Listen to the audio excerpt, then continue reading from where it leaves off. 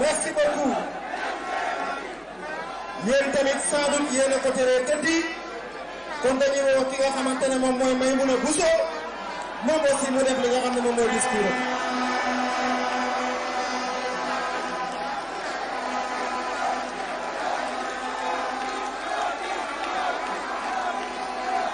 asalaamaaleykum bala may wax dara damay xuloo parce que da ngeen naan focus mais fan yi dafa am ñoo xam ne maa ngi leen di gis te daawuma leen gis te bëgguma leen gis te yéen a leen di may visibilité première règle numéro 1 focus mooy pas de visibilité de l'adversaire pas de partage pas de collage yéen a am doole yéen a mën yéen a ëpp doole kon nag delloo leen ko foofu mu nekkoon arrêté leen di partager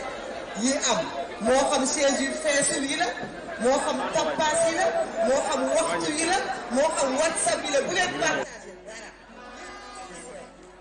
yéen focus leen rek waaye mbokk bu il faut ma nuyu leen jaajëfal leen félicité leen ndaxte nag yéen Mbour yéen a gën a nekk victime d'injustice du Sénégal ndax yéen Mbour fii dëkk tefes li gën a baax Mbour laa géej gaa ngi nii jëriñu leen dara tourisme baa ngi nii da ngeen di gis nit ñi di ñëw di dem visa mënu leen koo am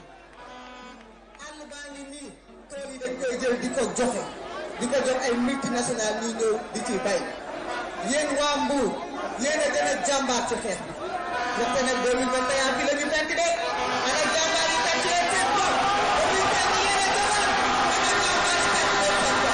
waaye yéen jànkat yi yéen ñi nga xamante ne du ñu jël ay gaal yéen a dawul yéen a immigré wul yéen a bàyyiwul Sénégal yéen a taxaw xeex jaayante ko tey nag ñu bëre ñu ngi wax immigration clandestine gis nañ li fi am jamono yee paas ñu koy mastawu di jaale ñooñu nga xamante ne ñoo ñàkk seen ay doom waaye di wax ne ñu bare ci ñoom ay financement moo leen yóbbu waaye du yéen ñii yéen kenn si yéen daw kenn si yéen tàyyiwul da ngeen a taxaw affronté pour libérer ce pays là tey nag lenn képp moo am da ngeen a am chance itam ndaxte da ngeen am un président de la république parce que nag le président Bassirou Diomaye ci yéen la bokk génn ci département bi moo gën a ngeen tàcc ko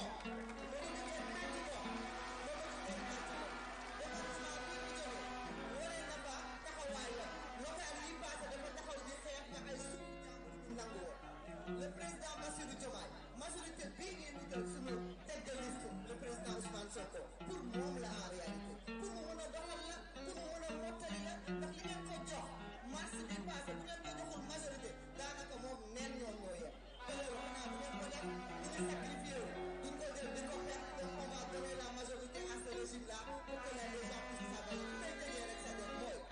dafa am ñoo xamante ne nee nañu ñoom amuñu lu ñu def lu dul dañuy wëri vaar en posant ces vagues, la donne a changé. Moi, je ne suis